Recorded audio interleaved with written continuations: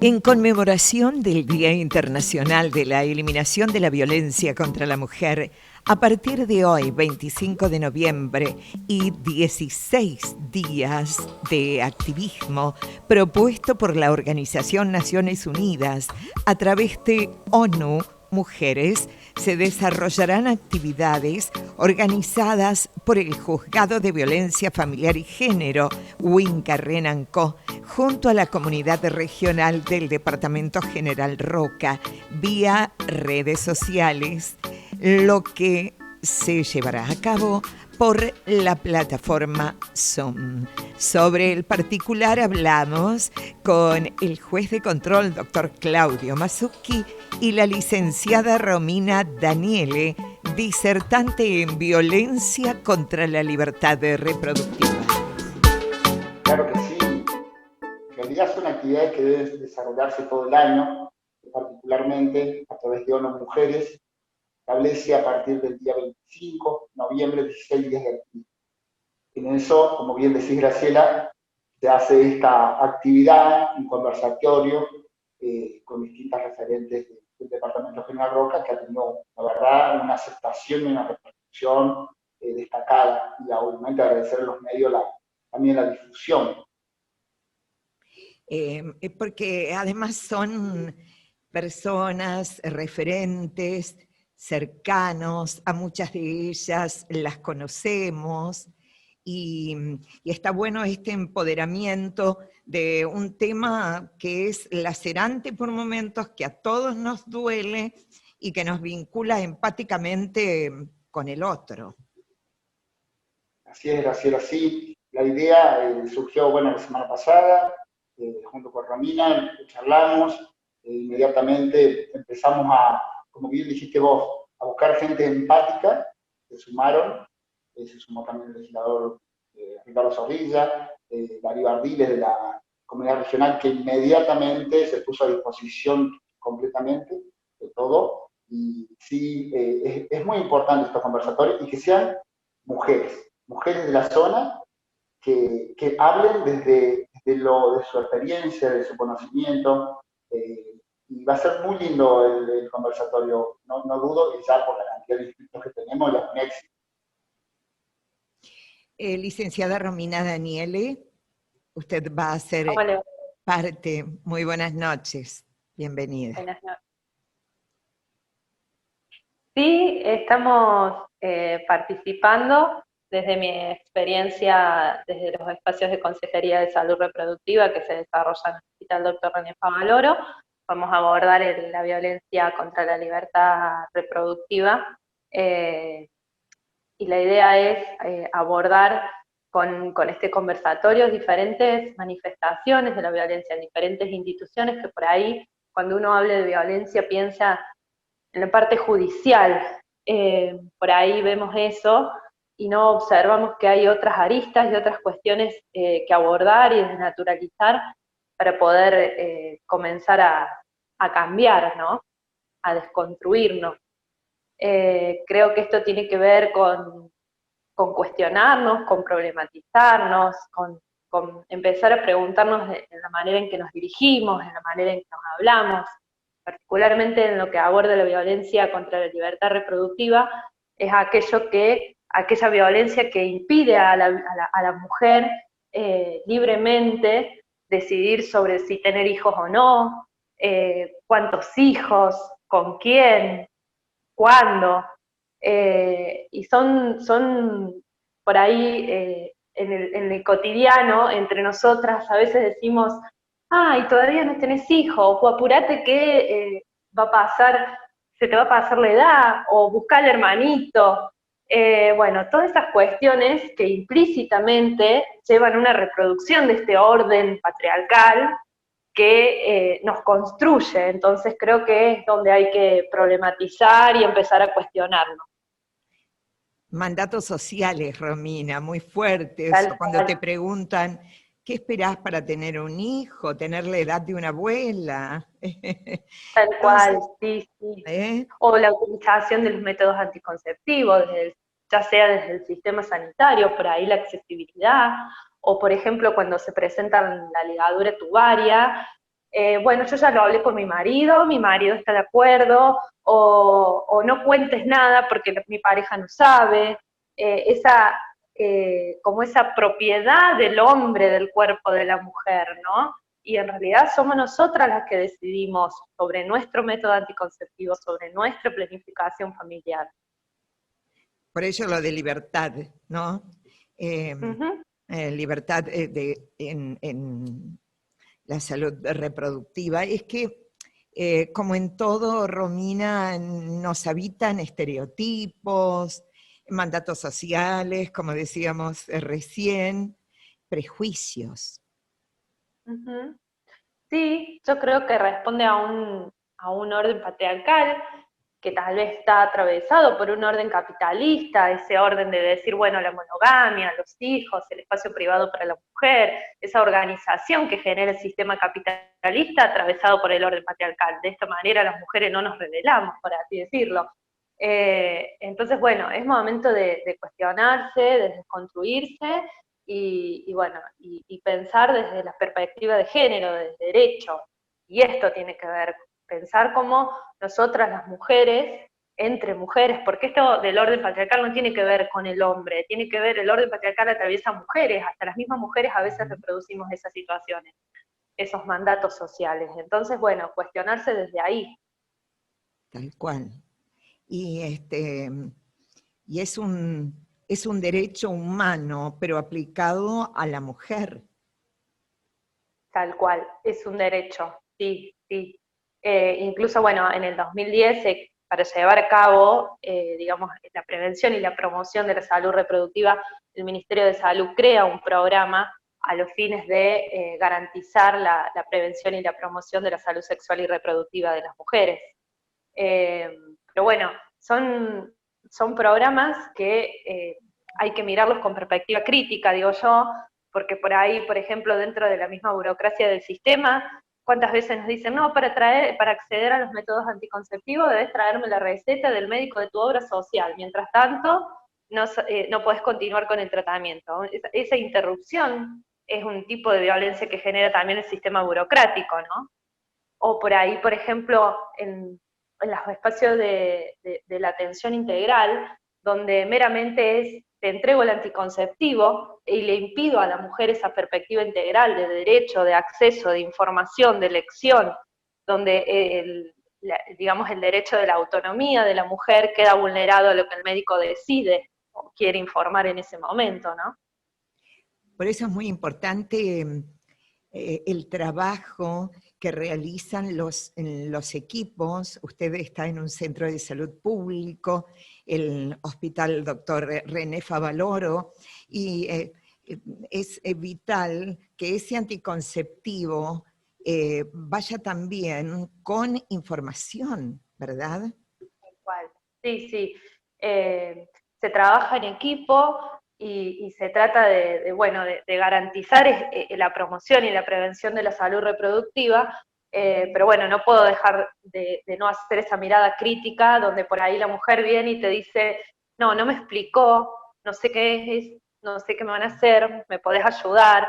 Entonces, esa vulneración de nuestros derechos, cuando nosotras no podemos hablar, no podemos preguntar, no podemos decidir, donde la decisión de cómo cuidarnos, de decidir, quiero tener hijos o no, con quién quiero tenerlos, cuándo los quiero tener, entre la diferencia entre nacimientos de bebé, digo, toda esta planificación que las mujeres podemos hacer, se puede hacer mientras tenga información. Y del otro lado no me das información, yo no voy a poder exigir. Creo que ahí está la clave de todo. Hubo un antes y un después, la declaración de Beijing, y no hace mucho tiempo, hace 25 años, y a partir de ahí, entonces, se comenzaron a promover estos cambios, como el que recién aludíamos, ¿no? Cambios que también llegaron a la legislación. Ahora Tal lo cual. tratamos. Sí.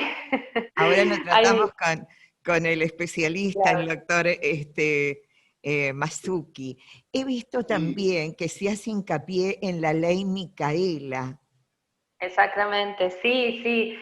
La ley Micaela es una ley, es un avance, yo digo que es el comienzo de muchos cambios que se tienen que venir. La ley Micaela tiene que ser ejecutada, tiene que empezar a hacerse cuerpo. Esto no es una mera rutina de que cumplo un curso y ya estoy. Esto tiene que estar en nuestra cotidianidad, en nuestras prácticas, en nuestra escritura, en nuestro discurso. Creo que a eso buscamos con la nota. Sabemos que hay una adherencia, pero necesitamos la ejecución, porque vemos el maltrato que hay entre compañeros, somos partes, somos observadores y partes de esa violencia que a veces, muchas veces hay dentro de las instituciones. Entonces necesitamos que eso comience, y comience haciéndose cuerpo, no una mera rutinización de que cumplí con lo que la ley Micaela me exigía, ¿no? Y también siempre sostengo que la ley Micaela, en especial en el Poder Judicial, debe ser aplicada por otros organismos. ¿De qué sirve que el mismo Poder Judicial genere esa capacitación con esos mismos mandatos que se vienen manejando, ¿no? Entonces, creo que la ley Micaela se debe llevar esa capacitación, pero desde otros lugares. Que sea transversal para todos los poderes del Estado y que se haga, a ver, que se repliquen esos conocimientos, que no queden una élite, ¿verdad, doctor? Sí, mira, particularmente comparto mucho lo que dice Romina, realmente lo hablamos mucho, debido a eso de ejecutar. Siempre digo, tengo una frase que digo que las leyes son muy bonitas, el tema es que hay que aplicarlas y hay que cambiar la cabeza, y hay que, como decía Romina, ponerle el cuerpo. El Poder Judicial, si bien se hace capacitación, como crítica, uno siempre dice lo que hay que ejecutar acciones todos los días. La ley Micaela es todos los días, es un cambio de percepción de todo lo que hacemos. Cuando atendemos a una persona que viene víctima de violencia de género, tenemos que ponernos en lugar de él y tratar de ejecutar todo lo mejor para su tranquilidad. Si una víctima de violencia se acerca a hacer una denuncia, ya la ha movilizado y no podemos estar diciendo, bueno, no, ya vamos a hacer algo. No, tiene que ser ahora, porque después es muy tarde. Creo que estos espacios de capacitación y de ejecución son importantes y debemos hacerlo. Y como decías bien, Graciela, replicarlo a los otros organismos y como, también a las empresas privadas. Es decir, tiene que ser transversal. Esa es la idea. Claro que sí. La verdad que últimamente todos hemos sido conmovidos, como movilizados, por noticias que tienen que ver con abusos, con maltratos, son todas formas de violencia, ¿no? Y a veces ese silencio, ese sometimiento de años de la víctima, creo que todos debemos repensar nuestro papel. Capacitarnos, Graciela, y capacitarnos, porque de nada sirve que yo sepa el código cuando me recibí la facultad y no tenga capacitaciones de hoy actualmente. Claro. Los funcionarios deben capacitarse, y el acceso a la capacitación está para todos, entonces todos debemos capacitarnos para manejarnos con el mismo lenguaje. Exacto, exacto, sí, sí, que no quede en una cuestión teórica o casi una idea romántica de decir, comparto el drama de las mujeres que son violentadas, sino acciones concretamente. Todos podemos ayudar desde el lugar que ocupamos en la sociedad, sea cual fuere, ¿no? Sí. Es así, es un compromiso entre todos, es una problemática que nos atraviesa a todos como sociedad, y desde la persona que es manicure hasta la persona que trabaja en un gimnasio, que por ahí vos decís, bueno, no tengo el abordaje, sí, con solo escuchar y ver la posibilidad de dar ayuda, creo que pasa por el compromiso de todos, digamos, todos tenemos un lugar, y ese lugar debe ser ejercido desde la decisión y el apoyo, digamos, hacia la víctima. Y me parece que la sociedad ha avanzado, ¿no es cierto?, en este sentido. Doctor y tenemos un Ministerio de la Mujer, así que imagínate, claro, si no hemos avanzado. Hemos avanzado mucho más. Ministerio de la Mujer de la provincia de Córdoba, ¿no es cierto? Ministerio de la Mujer de la provincia de Córdoba, Ministerio Nacional, Correcto. Me refiero a la provincia de Córdoba porque justamente con este programa también vamos a compartir material del segundo encuentro organizado por Lideresas, Ministerio de la Mujer de Córdoba, de acompañantes, ¿no? En cada localidad se ha capacitado gente para prevenir la violencia. Y esto es muy territorial, muy importante, porque a veces volvemos al tema remanido de la teoría o de los grandes anuncios, entonces trasladarlo, ¿no?, a nuestro lugar en el mundo. Le quiero preguntar al doctor Masucci, ¿qué experiencia le ha dejado esto de la virtualidad? Usted ha participado como disertante de conversatorios a nivel internacional inclusive. Bueno, uno por ahí cuando dicen vas a estar en Huincarnancó o vas a estar, digamos, en los pueblos del interior, que no vas a acceder a muchas cosas, vas a tener algunas limitaciones. Bueno, en mi caso ha sido todo lo contrario. He tenido la satisfacción de que me hayan convocado desde la UBA, de la Universidad de Buenos Aires, para el Congreso del Abogado del Niño, también en casos de grooming a nivel internacional, de abuso sexual, lamentablemente en la infancia. También me ha acercado a mucha gente a través de las redes sociales, me han consultado mucho, así que digamos que los límites no los he sentido, al contrario.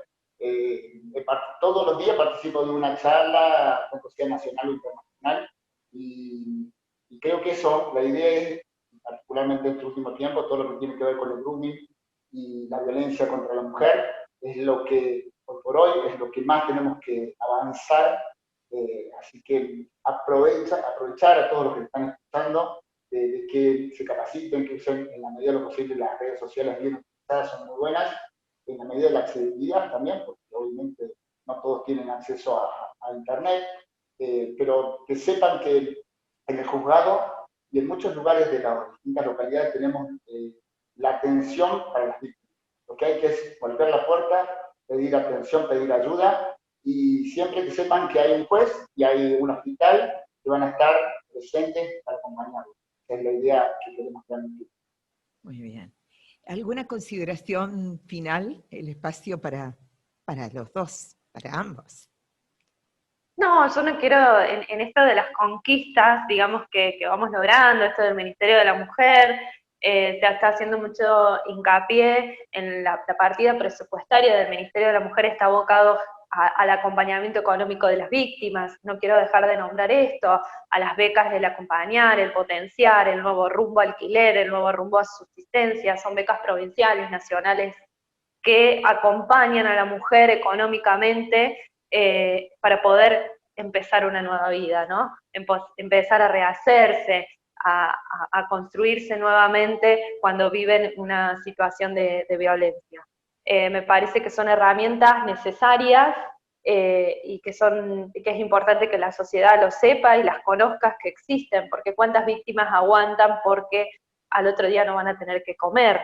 Entonces, bueno, pensar que el Estado está trabajando para que podamos salir de esa independencia económica, podamos volver a empezar y bueno, y estar bien, digamos, que es en definitiva lo que todos queremos. Romina, sí, es violencia económica eso, porque si la víctima piensa que al otro día no va a tener que comer o no va a tener dónde vivir.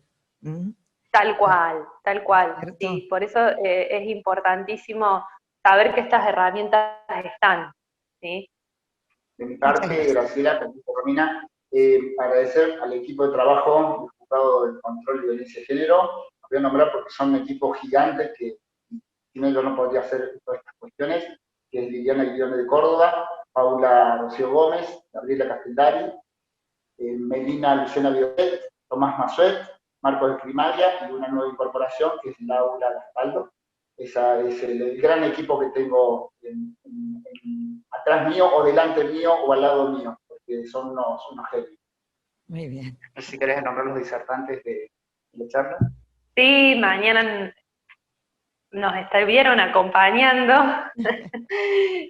Carolina Lacia, Ada Hernández, Cecilia Rosario, la intendenta de Campillo Ana Zanotto, Antonella Lamberti, Paula Gómez, Mariela Pereiro, y no sé si me olvido de alguien, creo que estamos todos, y la doctora Ada Hernández. Muy bien, estaremos muy pendientes. Muchas gracias. Ay, perdón, la intendenta de Buchardo, no me quiero olvidar de Antonella, que nos va a contar sobre la primera intendenta mujer, y nos va a contar, es la primera localidad que tiene el polo de la mujer, así que vamos a estar muy atentos a que ese polo pueda llegar a nivel departamental también. Muy interesante. Muchas gracias. De nada. En los próximos segmentos compartiremos material sobre el segundo encuentro Diplomatura en Formación de Acompañantes Comunitarias, Comunitarios contra la Violencia, que organizó el Ministerio de la Mujer de la provincia de Córdoba. 2 excelentes disertantes. La licenciada Patricia Visir, psicóloga experta en traumas y violencias contra las infancias, y Ruth Aresberg, que es fundadora de Con Voz y activista. La ONG Con Voz es una asociación por una vida libre de violencia, por supuesto, no gubernamental, promueve la inclusión, el tratamiento y prevención de la violencia. Tiene más de 28 años de actividad. Ya volvemos.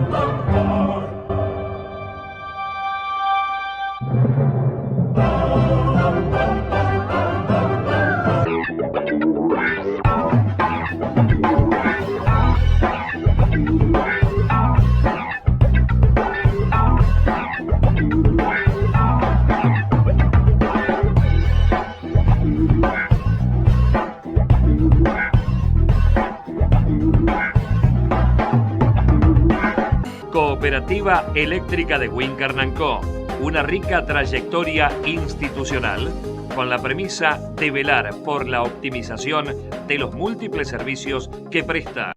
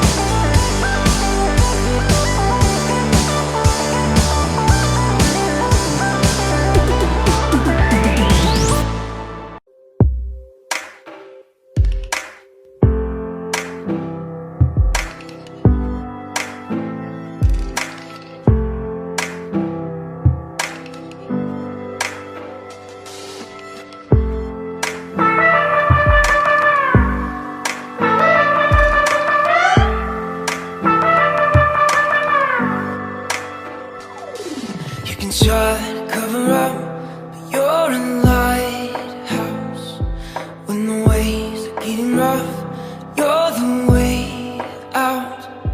You could try to quiet down, blend in without a sound. Don't let it cover up, 'cause you're alive.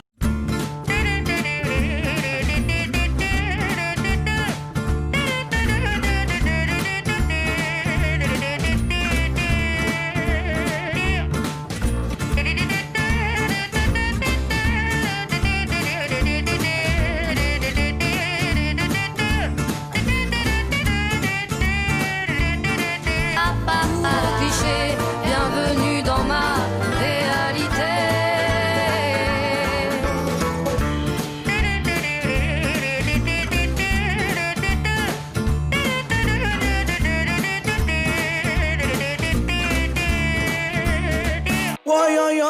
Yo. No hace falta ser un superhéroe para salvar a la gente que quieres. Quédate en casa. Ay, quédate en tu casa. Quédate en casa.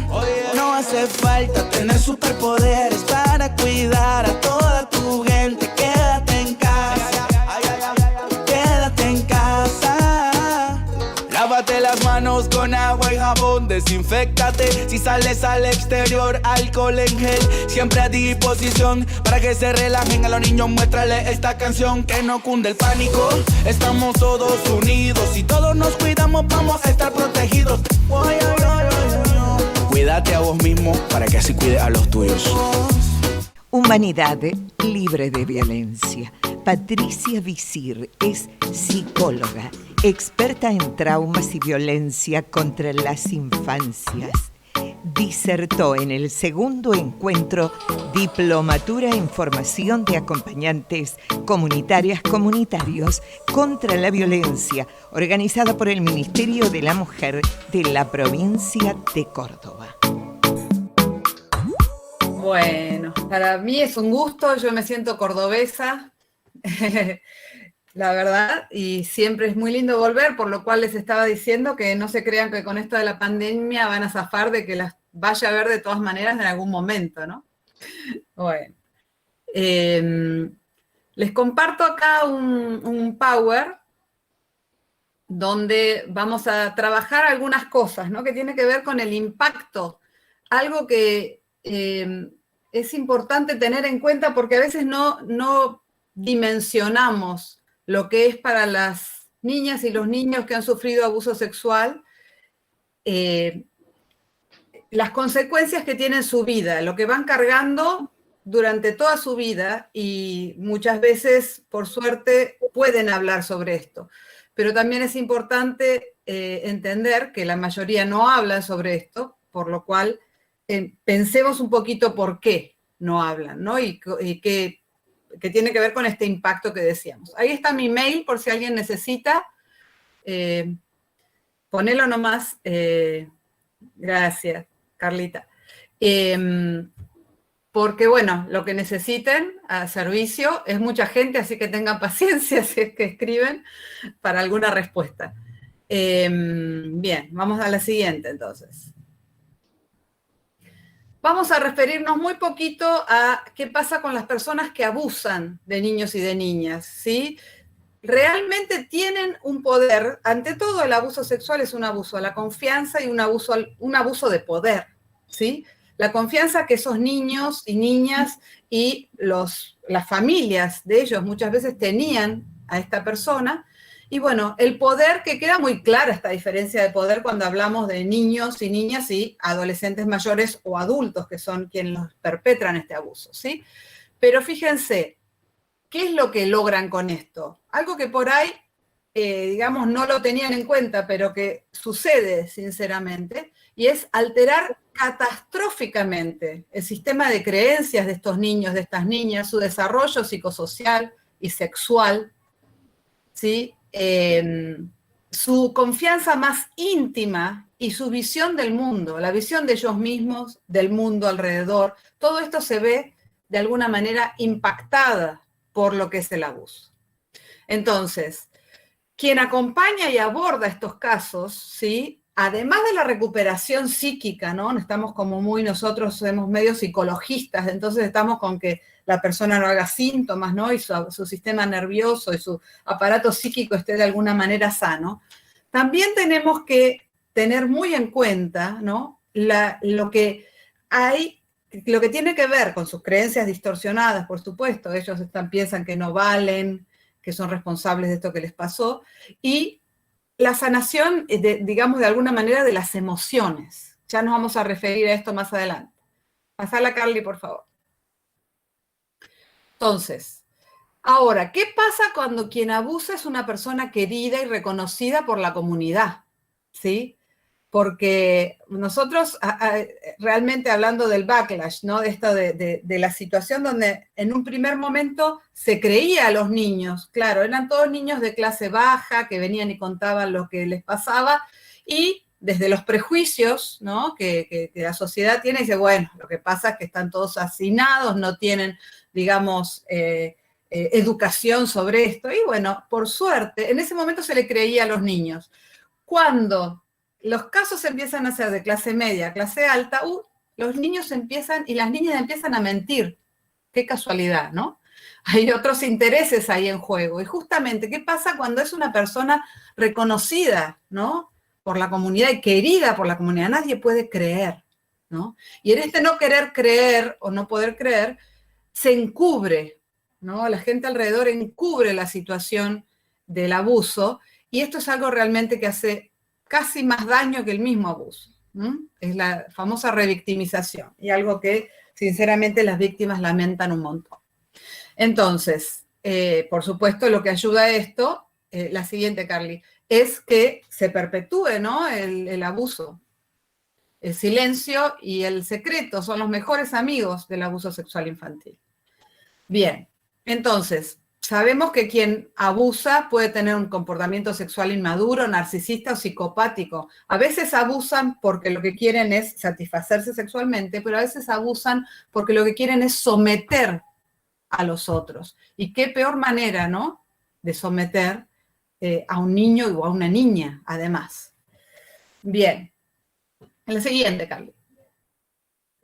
Entonces, a veces son personas inhibidas, no se atreven a enfrentarse a su propia sexualidad, a su propia dificultad. Esto que se dice, ¿no es cierto?, en la situación de lo que es el maltrato físico. ¿Por qué no te metes con alguien de tu edad, ¿no?, si vas a pegar y maltratar? Bueno, pasa también en este aspecto, ¿no? Muchas veces son personas que no interactúan con alguien de su edad, pero no necesariamente, como sabemos que no hay un perfil del abusador, no necesariamente todos tienen estas características, ¿sí? Entonces, lo que sí sabemos es que se acercan a situaciones que le posibilitan este acceso a los niños y a las niñas.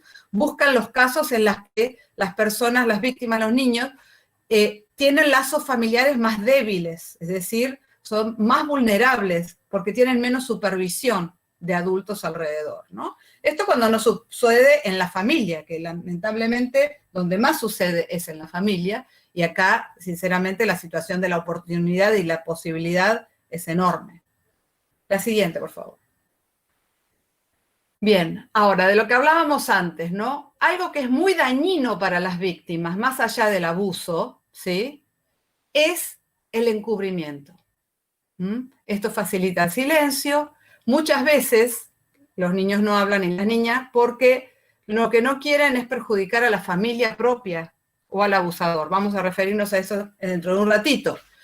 Sienten culpa por pensar que ellos dieron pie al abuso o vergüenza por lo que ocurrió.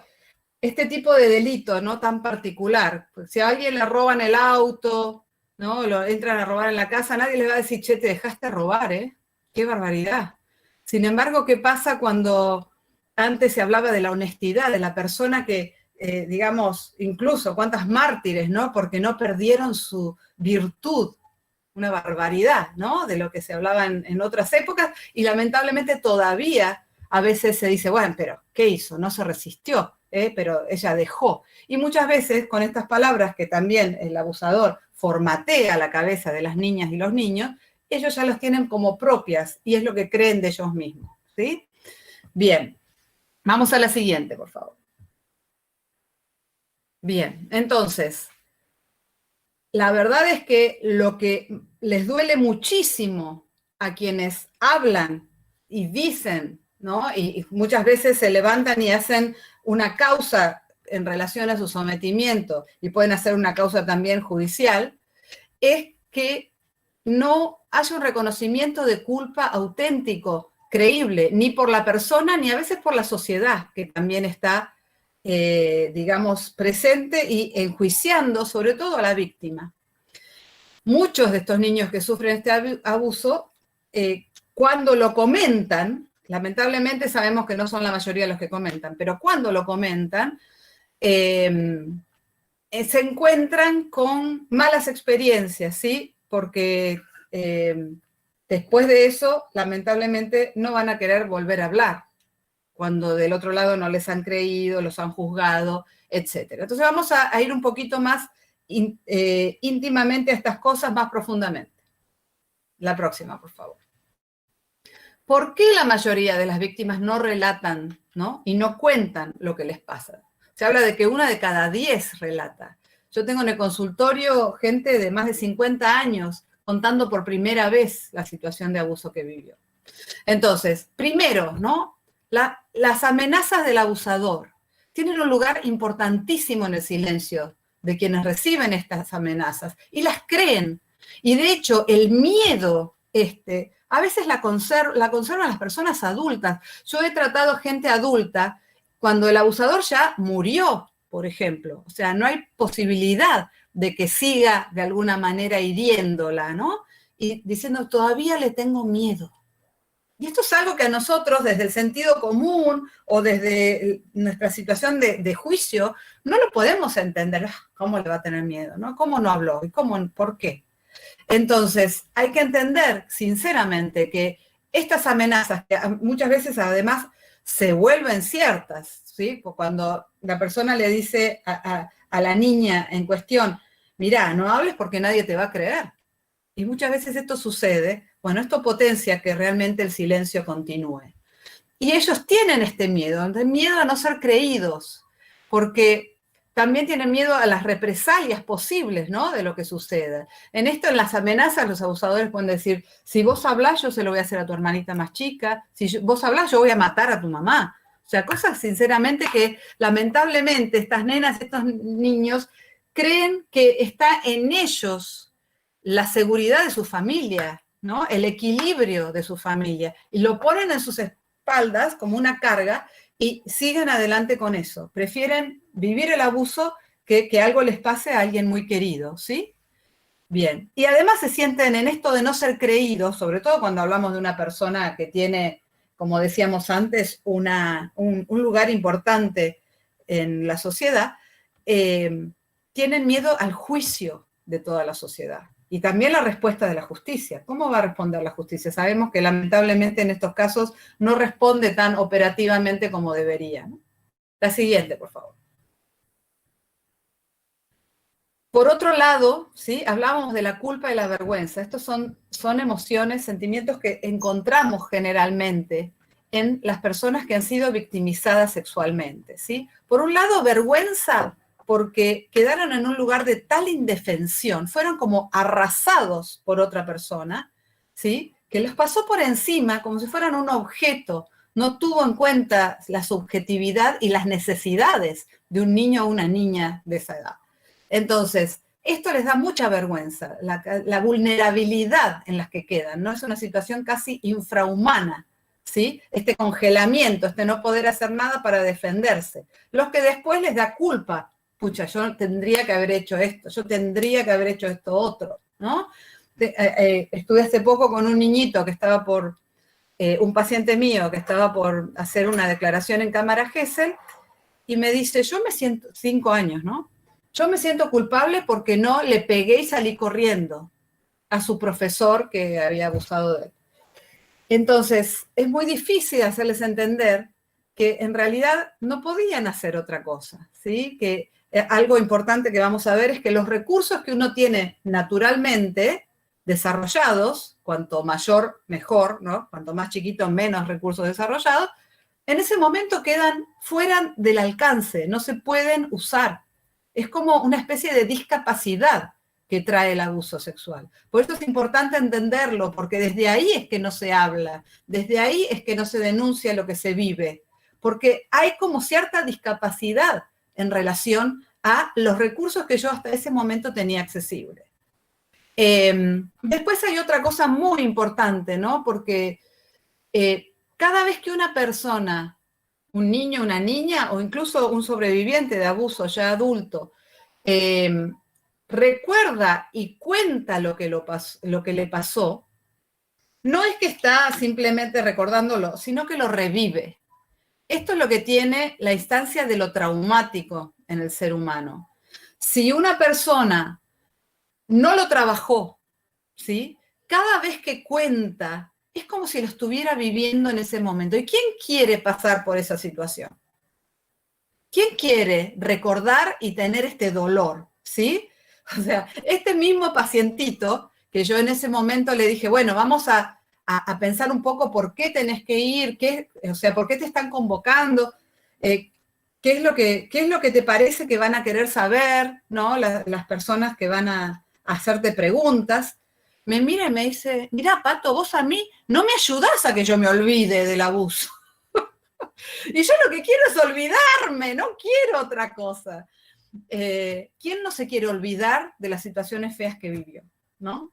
Bueno, y nosotros lo que hacemos con estas terapias de exposición, traerlos nuevamente al dolor. No lo hacemos porque somos sádicos, sino porque justamente lo que queremos es que lo pueda integrar a su vida, que lo pueda integrar.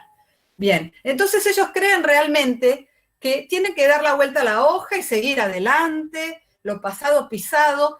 Entonces, no quieren hablar, ni siquiera ya siendo adultos, ¿sí? Quieren recordar y hablar de esto que pasó. Y ellos creen realmente que van a vivir más fácilmente pensando que esto ni siquiera sucedió. Pero sabemos, quienes trabajamos en esto, que hay un núcleo, ¿no? Ahí chiquitito, aunque sea del otro lado de una pared que se levanta para tratar de evitarlo, que está actuando de todas maneras. Y cuando no hay palabras, y esto no se puede poner en palabras, si no se trabaja, esto sigue actuando de alguna manera. La siguiente, por favor. Entonces, el trauma psicosexual genera un daño único, para lo cual lo famoso que se conceptualizó en relación al trauma, que es el famoso trastorno de estrés postraumático, nos queda chico.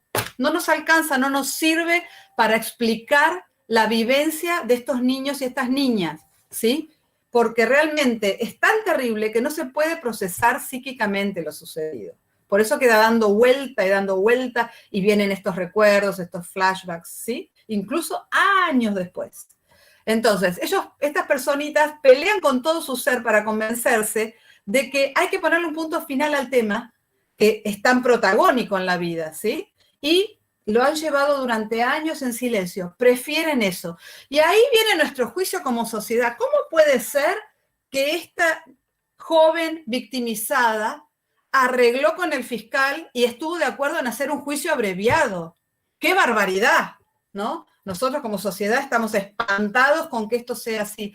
Tenemos que entenderlo desde esta mirada, desde la mirada de quien sufrió tanto que no quiere seguir sufriendo y quiere realmente avanzar con su vida dejando esto atrás. Es un tema muy polémico el que estoy trayendo, pero realmente vale la pena pensarlo desde este lugar también y no desde nuestro juicio, que por ahí no vivimos esta situación. La siguiente, Carly. Bien. ¿Por qué no hablan las víctimas? Nuevamente, el abuso de la confianza y la cercanía afectiva que crea el abusador nos deja paralizados y desprotegidos a las víctimas, ¿sí? Frente a esta intrusión. Y como decíamos, no puede poner en marcha sus recursos. Por otro lado, no tienen muy claros sus derechos. Muchas adultas y adolescentes mayores creen que como ya pasó mucho tiempo, no pueden hablar. Si yo no lo dije cuando era chiquita, ahora no lo puedo decir. Y muchas veces no saben ni dónde ni a quién preguntar. Y volviendo con el tema de los prejuicios, ¿sí? En esto de que si una nena que ha sufrido abuso es de clase media, clase alta, mucho menos tiene a dónde ir. No tiene idea de quién le va a creer además que su padre, el abogado, el juez, el médico, hizo semejante cosa, ¿sí? La siguiente, por favor. protegen a su familia de la vergüenza que ellos sienten, ¿sí? Yo he tenido sesiones familiares con padres diciéndole a las niñas, bueno, lo hablamos esta vez, pero de esto no se habla nunca más, ¿no? ¿Dónde están las necesidades de esta niña para poder? Sabemos que cuando más se habla esta situación, más recuperados están de lo que vivieron, ¿no? Bien, entonces, mi familia tiene mucha vergüenza, entonces yo de esto tampoco voy a hablar. Y por supuesto yo soy la culpable de la vergüenza que le causé a mi familia, ¿no? Aunque no tuve ninguna intención ni ninguna participación en ello. Por otro lado, protegen al abusador cuando es alguien que conocen y alguien que quieren. Esto es algo que nos cuesta también ver bastante. Somos muy binarios, bueno, malo, lindo, feo, ¿no? Muchas veces estos niños, estas niñas, no les gusta lo que les pasó, aborrecen la acción de quien los abusó, pero guardan cariño y lealtad hacia esta persona que muchas veces es muy cercana y no quieren que vayan preso, por ejemplo, ¿sí? Y también desconfían, ¿sí?, de que puedan ser sus relatos recibidos con credibilidad y piensan que no van a recibir la ayuda que necesitan. Y lamentablemente esto muchas veces es real. La siguiente, por favor. Temen mucho a ser cuestionados con esto. ¿Y por qué no hablaste antes? ¿No? Yo he supervisado colegas que me han dicho, yo me puse muy nerviosa cuando me contó y le pregunté, ¿cómo no lo contaste antes? Y estamos hablando de profesionales, fíjense, la misma familia. Yo he tratado a madres enojadísimas. ¿Cómo no me lo contó? Era más su herida narcisística, cómo no confió en mí, que ponerse en el lugar de quien vivió esto, ¿no? Pero yo les quiero en este ratito hacer entender la gravedad, ¿no? Lo que causa en la vida y en la visión del mundo en estas niñas y estos niños el abuso sexual. Entonces, ¿cómo no lo paraste? ¿Cómo no hablaste antes, no? Y en los casos más graves incluso las pueden llegar a culpar de lo que sucedió, ¿sí? Afianzando las ideas distorsionadas de estas víctimas que ya traen desde antes. Yo tengo una paciente que cuando su mamá se enteró, a los 5 años de que había sido abusada, y se enteró porque una hermanita más grande vio cómo su abuelo abusaba de ella, un abuelo, el padre de esta madre, conviviente, lo que hizo fue llevarla a la niña a confesarse. O sea, ¿qué mensaje estamos dando con eso? Primero, una niña de 5 años ir a confesarse. Yo que tomé la primera comunión, sé que eso se hace cuando es más grande, ¿no? Pero, ¿qué tiene que ver, no es cierto? ¿Qué le estamos diciendo a una niña de 5 años? Anda a contarle a alguien el pecado que cometiste. Bien, entonces, esto afianza todas estas ideas distorsionadas. Y repito, cuando más niña, más chica, ¿no? O más chico, bueno, peor, porque menos desarrollo ha tenido como para poder sobrellevar esta situación tan traumática con más recursos, ¿sí? Bien, y por supuesto, si yo escucho eso del medio alrededor, me mando a guardar en silencio y por ahí se pierde la única chance, ¿no?, de encontrar una reparación y justicia para esto. La siguiente, por favor. Entonces, para ir recapitulando, porque estoy muy puntual, no les quiero sacar más tiempo. Las víctimas no solo callan para esconder los sentimientos de culpa, de vergüenza y de miedo, sino también para evitar herir sentimientos de los que están alrededor, ¿sí? Y sortear tener que atravesar situaciones en las que muchos profesionales a cargo y la sociedad en general falla en dar la credibilidad suficiente a sus propias historias y justamente revictimizan. Y la siguiente, por favor. Entonces, tenemos que escuchar empáticamente a quien sí llega, atraviesa todas esas barreras y nos cuenta, aunque sea tardíamente, sus vivencias de abuso sexual, ¿sí?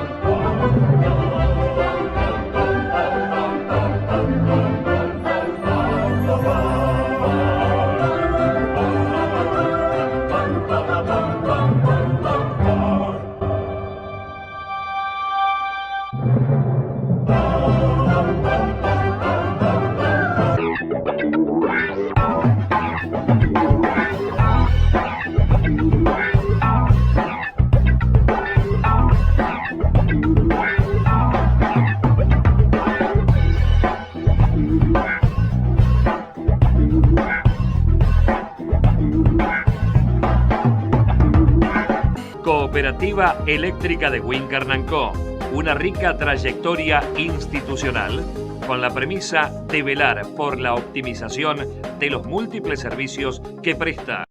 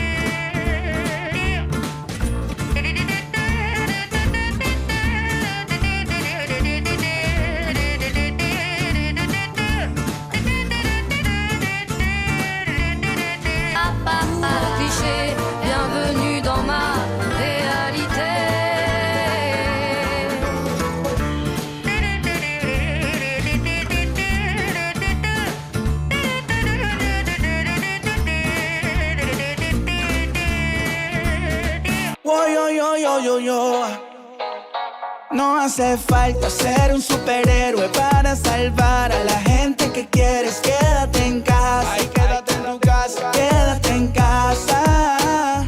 No hace falta tener superpoderes para cuidar a toda tu gente. Quédate en casa. Quédate en casa.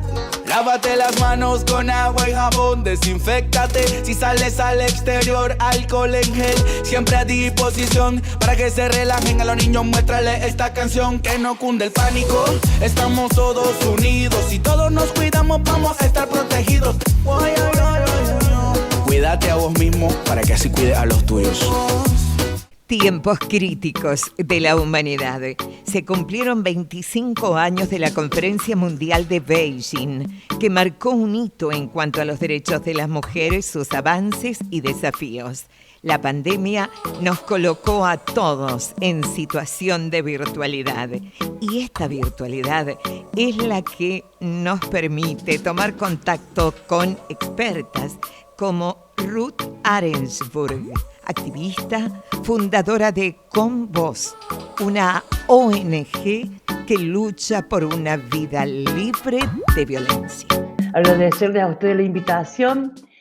Bueno, y contarle a quienes están participando de esta diplomatura que ha sido convocada para hablar sobre las características de los acompañantes comunitarios, ¿sí? Antes voy a aludir un poco a un piso conceptual, porque no sé si lo han trabajado ya antes, los conceptos de violencia, perspectiva de género, pero es un piso que necesito para lo que digo a continuación, ¿no? Si bien dependiendo de violencia tendrán muchos autores y como tantos autores, tantas definiciones, pero a partir de tener como base que entendemos por violencia imponer a alguien que diga, que sea, que haga algo que no quiere ser, que no lo quiere hacer, imponerle algo contra su voluntad y que va minando su resistencia, ¿sí? Y que los efectos de esta presión simbólica o real genera daño y que es una forma de ejercer dominio, poder y control sobre el otro. Así que tenemos dos vectores importantes para un hecho, verlo como violencia, que es el daño y el abuso de poder. Pero también hay otros criterios para poder identificar una relación violenta, porque a veces esta fuerza simbólica es tan invisible y tan sutil que podemos no llegar a verla, que es que una relación es abusiva cuando el beneficio y el privilegio es para una sola de las partes. ¿Sí? Y esto uno lo puede identificar en cualquier vínculo, no solamente en los vínculos afectivos, ¿no? Personales o cuando acompañamos a otros. Pero de por sí, la descripción de la violencia no nos da a nosotros la base suficiente para manejarnos como acompañantes, ¿no? Sino que hay que agregarle un valor. Este valor que se lo da el concepto de género, ¿sí? Este concepto de género, violencia y género van muy entrelazadas y que yo únicamente voy a poder darle un valor al hecho violento si lo veo desde la perspectiva de género, es decir, de esta manera de leer, ¿no? de esta, ¿cómo decir? De esta categoría analítica que me permite a mí comprender las diferencias sutiles y no tan sutiles entre mujeres y varones, las asimetrías de poder, de privilegios y de oportunidades, que estimo que es un tema más amplio que verán más adelante. Entonces, como operadores, como acompañantes comunitarios, nos vamos a encontrar muchas veces con dificultades para poder identificar el problema, ¿sí? Porque no todas las violencias son visibles y notorias, ¿sí? Y a veces hay contextos muy amplios y muy complejos. Una de las dificultades para visibilizar el problema, y esto es muy importante como acompañante tenerlo en cuenta, es la invisibilización, ¿sí? Un hecho es visible, un fenómeno es visible cuando el objeto tiene una inscripción sensible para poder percibirlo. Bueno, no todos los hechos de violencia tienen esta marca sensible a los sentidos para poder reconocerlo, ¿sí? Vamos a tener que ver lo que no se muestra. Y también que ayuda a la invisibilización, y esto es fundamental para el acompañante, el no disponer de herramientas conceptuales, ¿sí? Para el reconocimiento del problema, ¿sí? A ver, una joven decía una vez, sí, él es malo porque, bueno, era un poco egoísta porque me da por semana 500 pesos para la comida. Eso no es ser malo, eso se llama violencia económica. Si yo no tengo la herramienta conceptual, lo voy a mandar al infierno por malo. Acá no estamos evaluando si es bueno o es malo. ¿Se entiende? Entonces, de tener las herramientas necesarias es un factor fundamental. Entonces, dificulta ver el problema la invisibilización y la naturalización. Nosotros estamos en un contexto histórico y contemporáneo, ¿sí? Que sostiene y perpetúa y hasta fomenta las reacciones violentas, ¿sí? Entonces, esta naturalización hace que de pronto no nos parezca tan dramático porque si a todos le pasa. O cuando la joven le dice, la madre le dice a la hija, pero bueno, hija, yo pasé por lo mismo y aquí me tiene. O el que quiere celeste, que le cueste. ¿sí? Entonces parecen palabras tontas, pero que están muy encarnadas en el sistema de creencias, ¿no? Y esta naturalización tiene algunos ejes puntuales, que es el estereotipo de género, es la estructuración de las jerarquías, ¿sí? Las relaciones asimétricas, cuando las relaciones adultas se estima que son recíprocas y no hay un solo beneficiado. Y después esta naturalización de discriminar lo diferente, claramente. Estoy yendo ya al punto del tema sobre qué es acompañar. Yo ya lo comenté el año pasado en este espacio, que me puse a rascar en los diccionarios qué quería decir acompañar. Me parecía que era un punto de partida que no me podía faltar.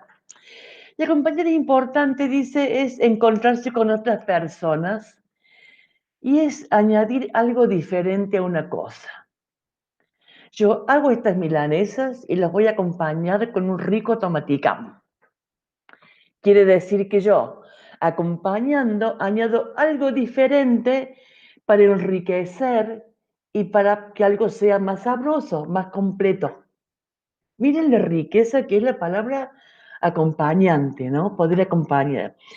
Bueno, dice, es apoyo o sostén de alguien o algo, es juntar, agregar una cosa a otra, coincidir o existir simultáneamente.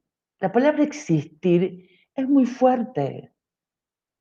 Es muy fuerte, no es un momento pasajero al lado del otro, es existir al lado del otro. ¿Se dan cuenta la tremenda responsabilidad que es acompañar a alguien en su dolor? Es una cuestión ética insoslayable, ¿no? Y participar de los sentimientos del otro, lo cual hay que tener espalda, porque no siempre estamos preparados para esto. Ya vamos a aludir a esto nuevamente. Entonces, para acompañar a una persona, tenemos que mirar, escuchar, pensar y actuar con ciertos criterios. Voy a aprender a mirar lo que no se ve. Voy a tener que mirar con un tercer ojo, perdón, con un tercer ojo. Voy a tener que aprender a escuchar lo no dicho. Voy a tener que intuir. Voy a tener que pensar despojándome de mis constructos y mis certezas teóricas, porque quienes acompañamos a personas que son víctimas de violencia, sabemos que los manuales no alcanzan. Sabemos que todo lo que leemos, todo lo que estudiamos, ni todo lo vivido, a veces hay situaciones tan complejas y dolorosas que uno dice, acá haría falta una varita mágica, ¿no? Porque nuestros constructos teóricos a veces hasta entorpecen, ¿no? Hay que tener cuidado con esto. Y todo esto es para poder actuar, que ya veremos algunos requisitos para poder actuar. Sabiendo que en este mirar, en este escuchar, en este pensar y en este actuar, yo voy a tener que lidiar y acompañar a la persona en sus angustias más profundas, ¿sí? Y esto también alude a la tremenda responsabilidad de acompañar.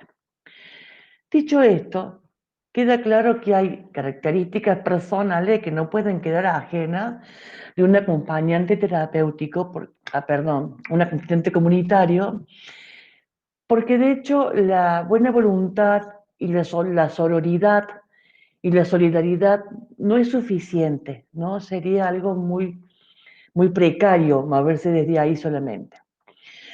Hace falta que el acompañante tenga una marcada condición de escucha empática, ¿no?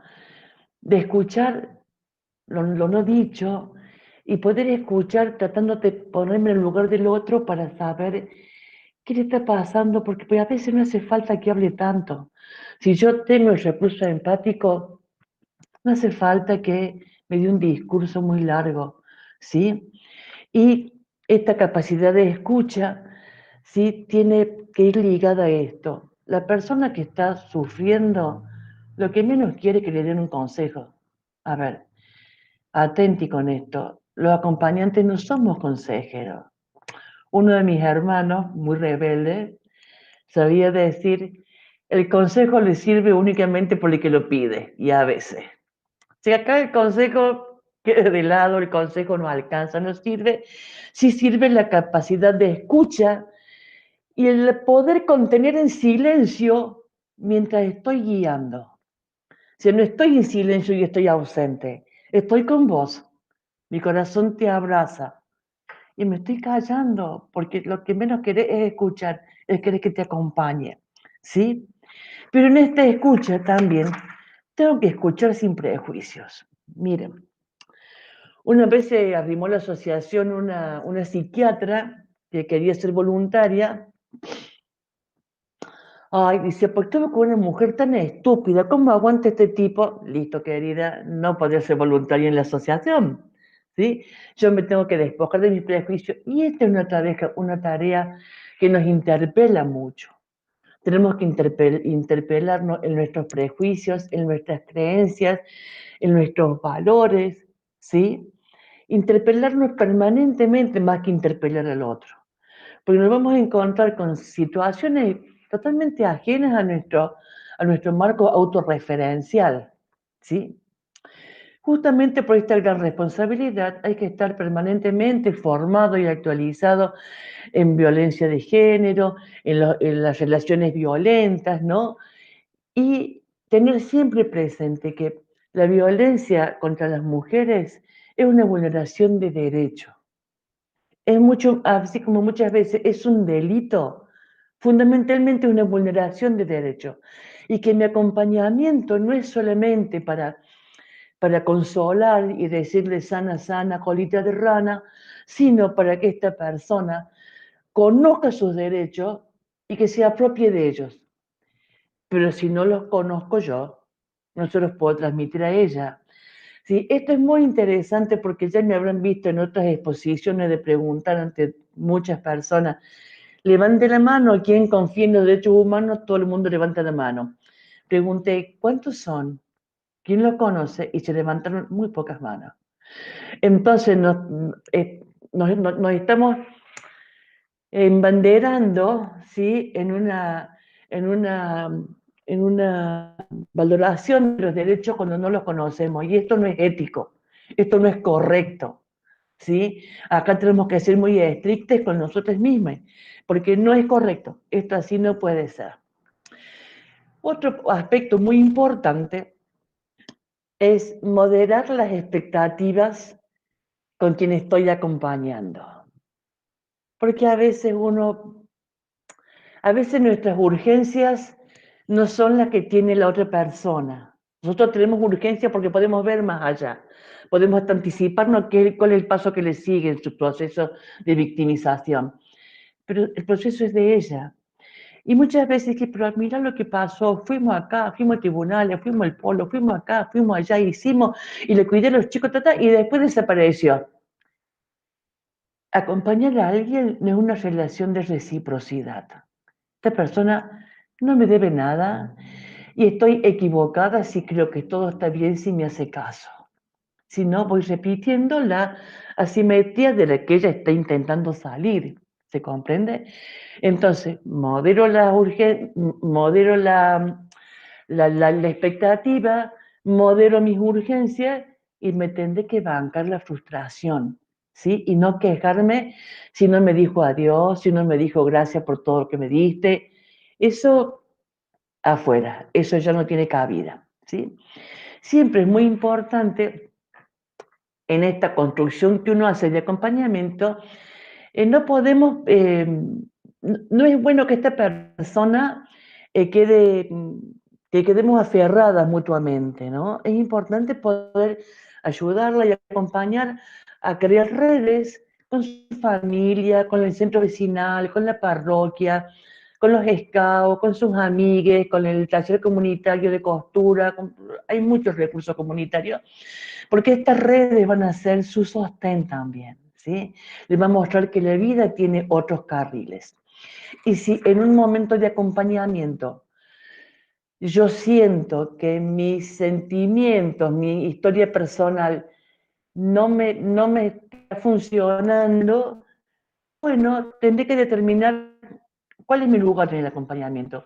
Yo puedo detectar un hecho de violencia y si no tengo espalda lo podré delegar. Pero ya el hecho de detectar es el primer paso. O sea, no siempre el acompañamiento está en los dos momentos, ¿no? De detectar y de actuar.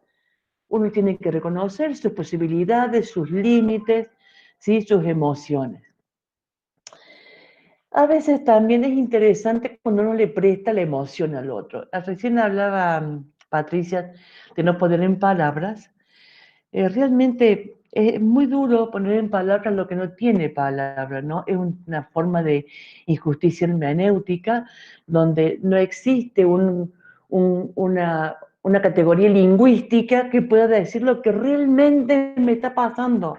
No la encuentro la palabra porque no existe.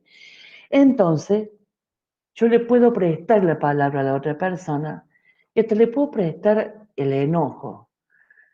Como decía Patricia, te lo cuentan como si fuera la historia de otro. Y yo puedo decir, pero caramba, esto a mí me indigna. Esto es indignante. Le presto el enojo. Porque no lo puede, porque es alguien que quiere, que amó, alguien que eligió, ¿sí? Y en esto, fundamentalmente también, poder depositar la responsabilidad en el autor de la violencia. ¿Sí? Las mujeres tenemos que revertir un problema que no hemos creado. Y no somos responsables, solamente el autor de la violencia puede frenarla y modificarla. Con esto aliviamos la culpa y depositamos la responsabilidad en quien la tiene. También creer y apostar en la justicia, aunque a veces decepcione, es lo correcto. Para eso acompañamos también, ¿sí? Y fundamentalmente batallar por los derechos humanos y de las mujeres y promover espacios de goce y de creatividad. Bailar, cantar. Las mujeres cuando queremos, somos totalmente creativas. Entonces, quiero despedirme, ya estamos en horario casi, con unas reflexiones muy lindas, muy sabias, que estoy convencida que hacen a la ética del acompañamiento. Acompañar se trata de estar presente para el dolor de otra persona, no hacer de su dolor que su dolor desaparezca.